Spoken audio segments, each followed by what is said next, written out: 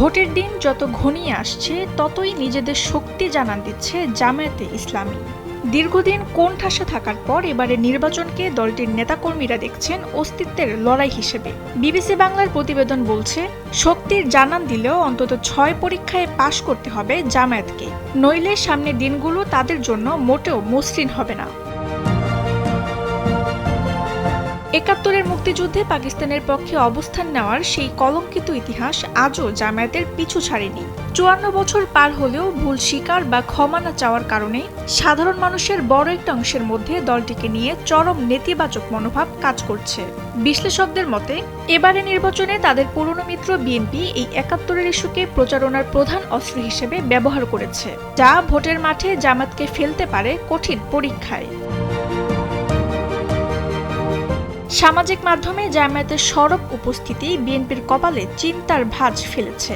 অন্যদিকে বিশ্লেষকরা বলছেন, সাংগঠনিকভাবে সুসংগঠিত হলেও দেশজুড়ে বিএনপির মতো স্বতঃস্ফূর্ত জনসমর্থন নেই জামায়াতের। এবার এই বাধাকে জয় করতে হবে জামায়াতকে। কোনো নারী জামায়াতের আমির হতে পারবে না মন্তব্য করে ডক্টর শফিকুর রহমান নতুন বিতর্কের জন্ম দিয়েছেন। আমিরের বিতর্কিত টুইটার পোস্ট ও প্রতিবাদে রাজপথে নারীদের ঝাড়ু মিছিল হয়েছে। জামায়াত ক্ষমতায় গেলে নারীরা কতটুকু অধিকার পাবে বা তাদের ব্যক্তি স্বাধীনতা কতটুকু অপরিবর্তিত থাকবে তা নিয়ে জনমনে গভীর সন্দেহ রয়েছে। এই সংকট কাটিয়ে ওঠা ছাড়া জামায়াতের রাজনীতি সহজ হবে না।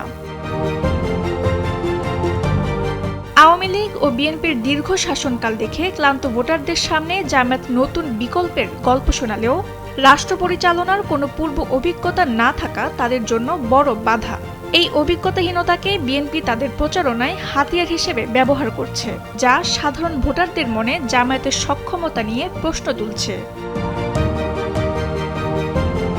ওয়াশিংটন থেকে বেইজিং, সব পরাশক্তির নজর এখন ঢাকার দিকে। বিশেষ করে ভারত প্রশ্নে জামায়াতের নিজস্ব কূটনৈতিক কৌশলের মধ্যে যে অস্পষ্টতা, তা আন্তর্জাতিক মহলে তুলেছে প্রশ্ন। এই ভূরাজনৈতিক টানাপোড়েনে নিজেদের গ্রহণযোগ্যতা প্রমাণ করা এখন জামায়াতের জন্য এক বিশাল যুদ্ধ। সময়ের বিবর্তনে দলটি কি পারবে এই প্রতিকূলতা জয় করে কাঙ্ক্ষিত লক্ষ্যে পৌঁছাতে, নাকি এই চ্যালেঞ্জের পাহাড়েই থমকে যাবে তাদের জয়যাত্রা? সময় হবে তার চূড়ান্ত বিচারক।